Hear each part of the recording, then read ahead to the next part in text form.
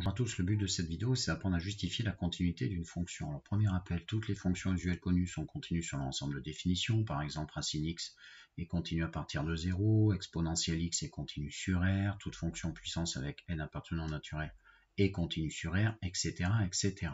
Deuxième rappel, toute fonction f que l'on va construire par opération ou composition à partir de celle-ci va être continue sur son ensemble de définitions. Dernièrement, f est continu en A si et seulement si la limite de f de x lorsque x tend vers A égale l'image de A par f. Attention, ceci, c'est deux calculs de limite qui doivent donner absolument le même nombre pour qu'il y ait bien une limite lorsque x tend vers A. Et ensuite, donner l'image de A par f. Donc, on ouvre la partie pour faire le premier exemple que je vous propose. F est une fonction définie sur R par exponentielle x à gauche de 0. Ce polynôme à droite de 0 strict est-elle continue sur R? Alors, lorsqu'on travaille sur des intervalles comme ici à gauche de 0, ça va être le rappel 1. Donc, exponentielle et continue sur R, donc en particulier à gauche de 0.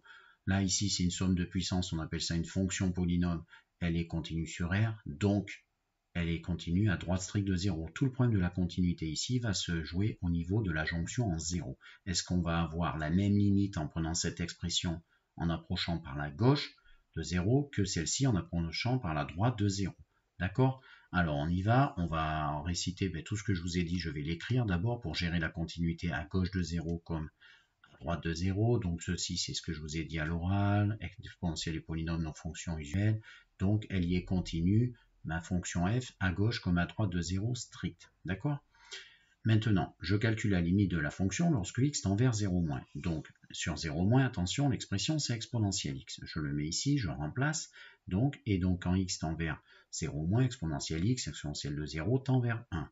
Maintenant, quelle est la limite à droite lorsque, du coup, on prend cette expression et que x s'approche de 0+? Alors, on le fait de tête, x au carré, 0 plus au carré plus 0. Eh bien, ça va s'approcher de 0. Et du coup, qu'est-ce qui se passe? On a une limite à gauche de 1, une limite à droite de 0. Ce n'est pas la même chose. Ça veut dire qu'il n'y a pas de limite lorsque x tend vers 0. C'est terminé. Ma fonction ne peut pas être continue en 0. Et donc, je l'écris. Ma fonction f n'est pas continue en 0. Et si on n'est pas continue en 0, elle ne peut absolument pas être continue sur R. Voilà. Alors, deuxième exemple que je vous propose, c'est exactement le même que précédemment, mais regardez, j'ai rajouté un petit plus 1. D'accord? Exprès ici, j'ai rajouté un petit plus 1 pour que vous puissiez comprendre ce qui se passe. F est-elle continue sur R? Et bien, en fait, à gauche et à droite de 0, ça va être exactement la même chose avec mes fonctions usuelles. Ce qui va changer, c'est les limites. Alors, on y va. Je fais afficher ce que je vous ai dit à l'instant qui se répète pour la première partie. Et donc, limite de la fonction lorsque x est à gauche de 0, on retrouve 1, virgule, attention, j'ai pas nié. Limite de la fonction lorsque x tend vers 0 plus, et bien cette fois-ci, c'est la limite de x au carré plus x plus 1. Et lorsque x tend vers 0, et bien du coup, ça va faire 1.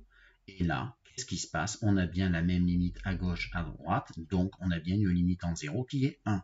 Mais attention, il faut qu'on calcule l'image de 0 en 1. Alors ici, pour calculer l'image de 0, c'est cette expression, exponentielle 0, ça fait 1, c'est immédiat. Donc conclusion, la limite de f de x lorsque x tend vers 0, elle existe à gauche, à droite, ça trouve 1, qui correspond à l'image de 0. Donc f est continue en 0, et donc sur R. Alors, troisième exemple que je vous propose, c'est ce que s'appelle une convention.